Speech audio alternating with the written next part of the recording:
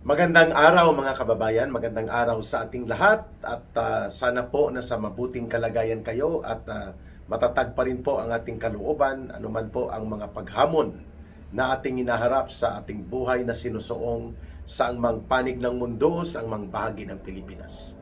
Kasama niyo po ngayon si Ka Eric sa atin na namang isang episode ng Balita at Talakayan, mga punto de vista with Ka Eric. And by the way, close to 89,000 subscribers na po tayo. At maya-maya lang po, hindi na natin mapapansin sa tulong po ninyo ay aabutin natin ang 100,000 subscribers sa Ka Eric Celis YouTube channel. And of course, maraming salamat din sa inyong pagsubaybay sa aking Facebook account na Ka Eric Jeff Celis Facebook account, no? At mayroon tayong mga panapanahon, kung hindi man regular, kundi most of the time, ay susubukan natin makapag-upload ng ating mga views and live stream. At ganoon din po sa Bigwas ng Agila na patuloy niyong tinatangkilik. Maraming salamat po. Kasama ko dyan si Ma'am Lorraine Marie Badoy. Mayroon po itong Facebook page at mayroon din pong YouTube channel na Bigwas ng Agila. Sa oras na ito ay bibigyan natin ng pananaw itong special treatment na todo suporta, no? Itong gobyerno ni Marcos at nila Romualdez sa isang kunwari ay very important witness nila laban kay Vice President Sara Duterte. I'm talking about this Ramil Madriaga. Another Bicoy-Picoy story typical of the Trillanes operations, no? Itong si Madriaga ay nakakulong po ito sa kasong kidnapping or kidnap for ransom at related cases, no. Dati na po itong nahuli. 2 beses na itong nahuli sa pagtatago ng mga illegal na baril at pati po sa pagkakasangkot sa kasong kidnap for ransom. At itinuturo din po ni dating Chief PNP General Acorda nang siya pa po ang hepe ng Philippine National Police na itong Madriaga Group ay notorious na organized crime group na nag-ooperate sa kidnap for ransom, mga gun for hire at mga gun running and even drugs, no? According to the interview na nakita ko po sa isang pagkakataon sa mga previous interviews nito ni General Benji Acorda. At hindi mo nakakapagtaka na itong mga uri ng kriminal ang gagamitin na kunwari ay may kaugnayan kay Vice President Sara Duterte para palabasin nila na ito ang kinontrata ni Vice President Sara Duterte para magsagawa ng assassination plot or para mag-execute ng planong pagpatay di umano as alleged against the Vice President doon sa kanyang mga emotional outbursts nung nakaraang taon nung sila po ay kinakaladkad palabas sa House of Representatives kasama po ang Chief of Staff ng kanyang Office of the Vice President. At doon po, mukhang gagamitin ito na totoo, di umano, allegedly, ang banta sa buhay ni Marcos Jr., ni Lisa Araneta na asawa niya, at ni Martin Tambaluslos. Kaya ito ngayon, todo special treatment po ang mga kagaya ni John B. Crimolia ng NBI dito sa kriminal na itinuturing, no? At may mga kasong kriminal na kinakaharap. At ngayon mukhang gusto pa nito ng grupo ng mga hilaw na komunista kagaya po nitong Chel Jokno, no? Si Boy Ngipin kung si Pangulong Duterte pa sa ngipin pa lang wala ka nang hahanapin pa, no? Parang si Boy Tartar din, si Ronald Lamas, itong mga walang katapusang mga hopelessly obsessed na wasakin po ang Duterte political group, partikular na si Pangulong Duterte at si Vice President Sara Duterte, no mga kababayan. Yan po ang ibig nating sabihin na kung bakit ngayon pa lang ay ipinapakita po natin na talaga namang nagkakaroon na ng malinaw na mga maniobra sapagkat hindi po magkakaroon ng anumang solido na batayan upang mag-hold water, no, sa sitwasyon ni Vice President Sara Duterte ito pong kanilang sitwasyon ng paggamit ng mga kunwari problema sa confidential fund at iba pa na mga itinuturo nila kay Vice President Sara Duterte na makakaapekto di umano sa integridad ni Vice President Sara Duterte sapagkat ang Commission on Audit mismo ay siya pong nagdeklara na wala pong ginawa na illegal o anomalya ang Vice Presidente pagdating po sa utilization ng kanyang confidential fund.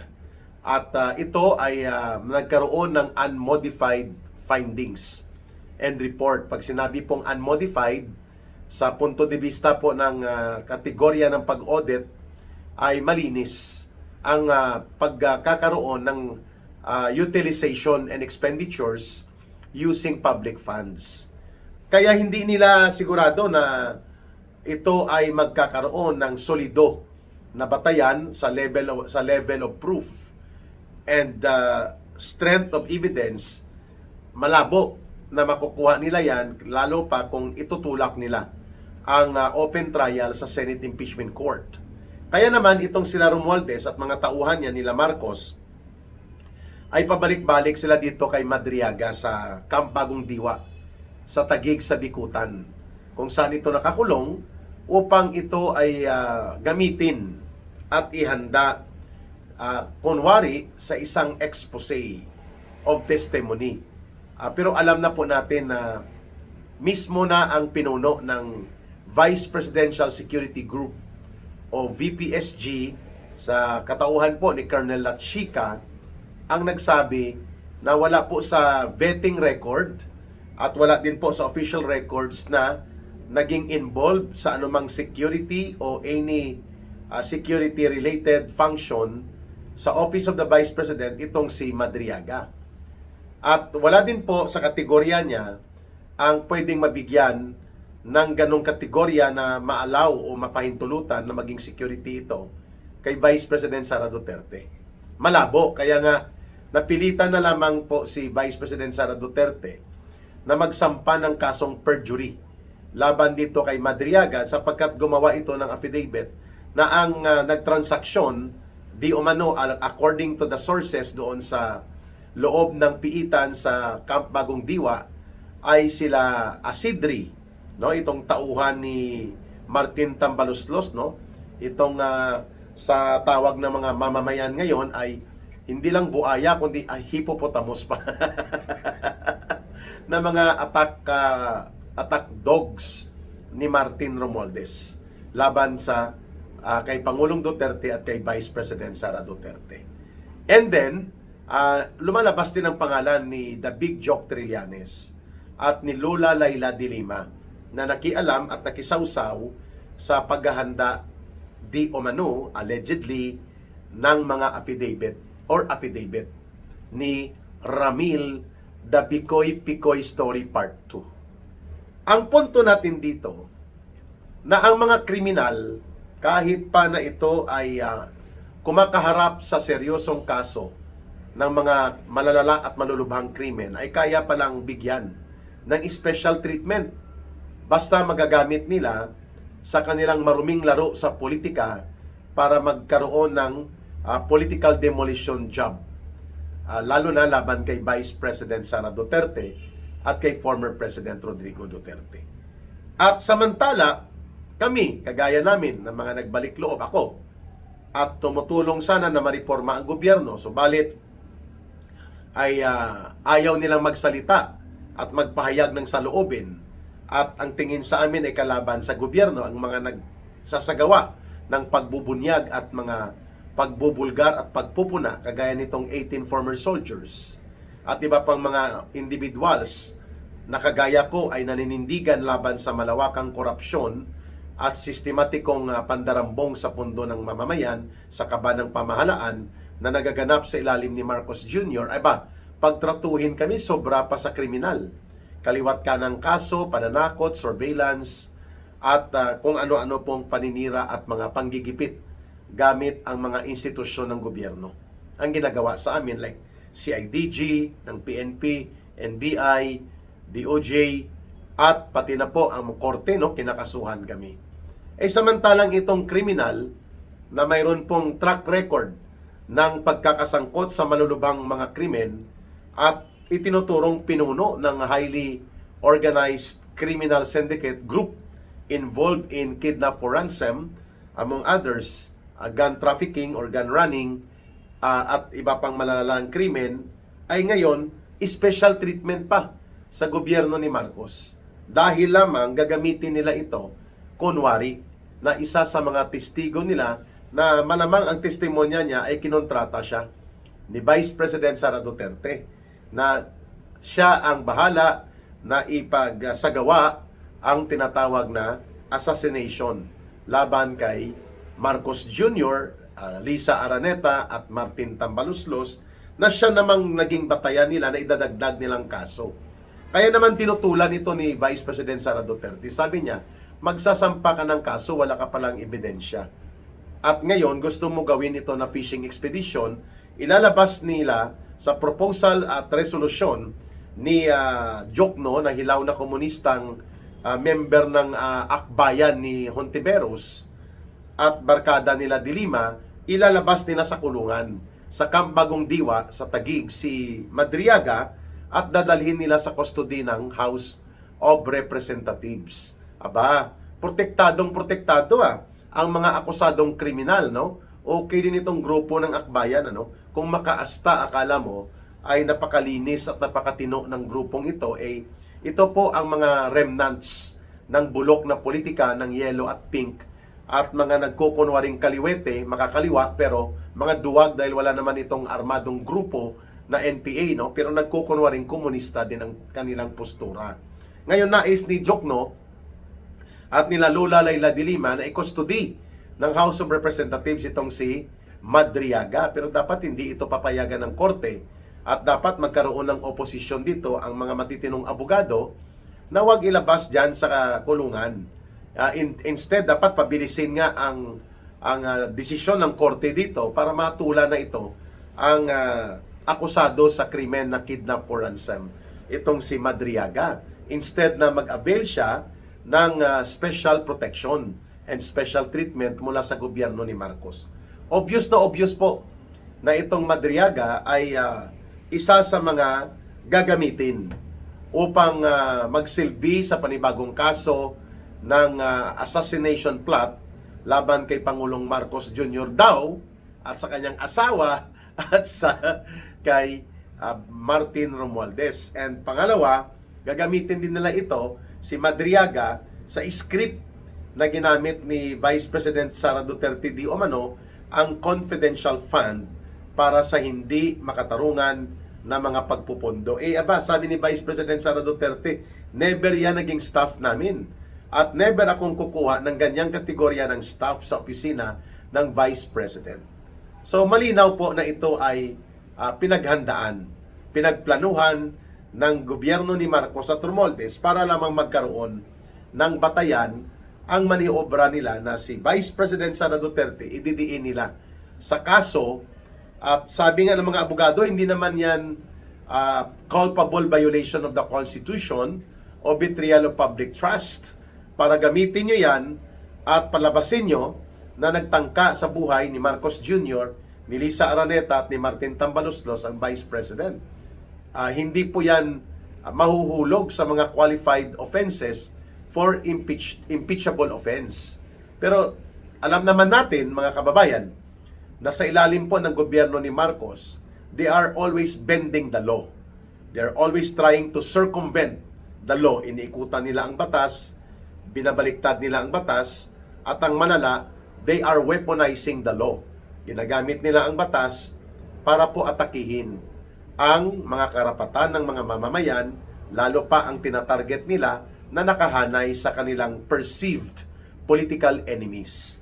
So, itong hakbang na bigyan ng special protection, special treatment, si Ramil Madriaga, nakakahiya at nakakagalit po ito na ganun nakababa ang inabot ng pagkamarumi ng laro sa politika sa Pilipinas, that even criminals will now be utilized to make a scripted attack of demolition of the personality and integrity of the Vice President para lamang masunod ang luho at kapritsyo nila Marcos na magkaroon ng kaso laban kay Vice President Sara Duterte. Pero sa tingin ko, hindi ito papayagan ng Senado eh. Kahit pa umakyat sa Senado, ang impeachment na complaint nila, ang articles of impeachment, it's another thing kung itong uri ng diskarte na gagamitin parang Bikoy-Pikoy story, itong si Madriaga ay papayagan sa Senado. That's another story na titingnan natin kung makaya nilang ilusot yan. Nandoon naman ang ilang mga senador na matitino pa at mayroon pang paninindigan kagaya po nila Senator Alan Peter Cayetano, nila Senator Marcoleta. Pero itong desisyon ng pag-transfer into the custody of the House of Representatives kay Ramil Madriaga, ginagapang na rin po nila sa korte. Sapagkat may pending case po ito na non-bailable si Madriaga sa korte. So ang korte po ang magdedesisyon kung papayagan nila na magkaroon ng transfer of custody. Just because the Marcos and Romualdez administration wanted to have Madriaga so long time ago na maprotektahan nila ito at magamit sa kanilang maruming laro sa binaloktot na impeachment complaints nila against the Vice President. Exactly, yan po ang pinuna at pinuntuhan ng Korte Suprema na hindi dapat pinaglalaruan at ginagamit sa anumang pang-politikang makitid na interes. Ang impeachment, yan po ay sagrado. Hindi po yan instrumento para habulin mo at ipitin mo at i-eliminate mo ang iyong kalaban sa politika na hindi mo kakayaning matatalo mo o tatalunin mo sa eleksyon. At ang Vice Presidente at ng kanyang opisina, hindi po yan dekorasyon, sabi ng Korte Suprema. At yan po ay isang constitutionally mandated successor to the President. Tapos kung babastusin at gagamitan nyo ng binaluktot na impeachment process, ay ganun na lang. Kaya nga ibinasura ng Korte Suprema ang naunang attempt nila, Marcos at Romualdez at ng mga alipores nila, na mapa-impeach si Vice President Sara Duterte. Now, gagamit na naman sila ng bulok na isang akusado sa maraming krimen, seryosong mga krimen, upang magpalabas ng gawa-gawang kwento ng kaso laban kay Vice President Sara Duterte. Abangan po natin, mga kababayan, kung mayroong hakbang ng ilang mga abogado na magbibigay po ng paghadlang sa korte na hindi qualified itong si Madriaga para bigyan ng special protection at special treatment sapagkat ito po ay isang mersenaryo, bayaran ito na uri ng personalidad na ginagamit ngayon ang pagpapalusot sa impeachment participation niya as a witness di umano upang makalusot dito sa kanyang pagkakakulong sa kasong kriminal na kidnap for ransom and other cases. Maraming salamat sa inyong panunood at pakikinig at pagsubaybay sa mga videos na ina-upload at sinishare ni Ka Eric dito sa ating mga episodes ng Balita at Talakayan. At sana po huwag kayong mapagod at kayo po ang aking sandigan para lumawak ang ating viewers at ang ating mga participants sa ating pong mga videos at sa ating channel sa Ka Eric Celis YouTube channel. At sa gustong tumulong sa ating advocacy center na pinamumunuan ni Ka Eric, ang Bangon Sambayanan People's Advocacy Center, you can send whatever amount, 1 peso, 2 pesos, 5 pesos, 10 pesos will do. It's not the amount that matters, but it's the sincerity of your help that counts. Mga kababayan, titipunin po natin. Ang GCash line natin ay 0916-308-7710. Uulitin po ni Ka Eric, 0916-308-7710. Rohilda Celis po yan at pwede kayong mag-coordinate for other support that you would like to share. Mahalin po natin ang bansang Pilipinas. Walang ibang magmamahal nito kundi tayo ring mga Pilipino. Para sa Diyos at sa Pilipinas nating mahal, may God bless everyone and may Allah will be with those who are Muslim brothers and sisters. Muli, maraming salamat. Bye for now. Ito po si Ka Eric.